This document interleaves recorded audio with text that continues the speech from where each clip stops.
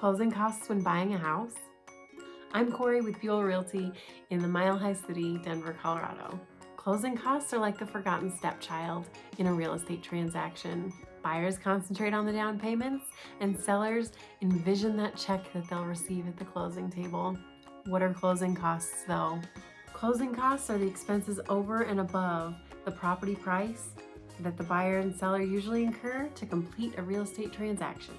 The costs may include loan origination fees, discount points, appraisal fees, title searches, title insurance, surveys, taxes, deed recording fees, and credit report charges. Closing costs for the buyer. Typically, the buyer pays for the closing costs, while the seller handles costs like the realtor commission. However, everything is open to negotiation in a real estate transaction, including closing costs in Denver, Colorado, and it's a red-hot housing market. Payment for closing costs. You can pay your closing costs in cash, just like your down payment. Lots of people, however, have their hands out expecting to be paid at closing. In all fairness, it takes a village, all working together to bring a real estate transaction to a successful closing. Let's talk about seller's closing costs. The closing process is simpler for the seller than the buyer, yes, but not less expensive. You can generally expect the total to be between 1 and 5% of the price you are going to pay for your home. Now, closing costs can vary depending on where you live. Here's a short list of what may be required to pay of your proceeds from the sale of your house.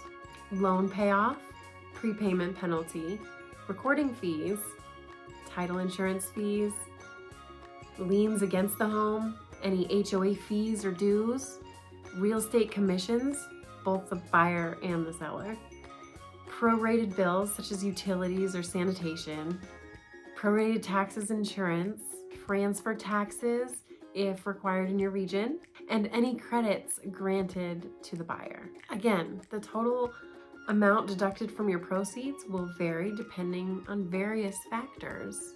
If you have a first-time home buyer with an FHA requirements dictate which closing costs the buyer will pay and the tax service fee in one that the seller is on the hook for.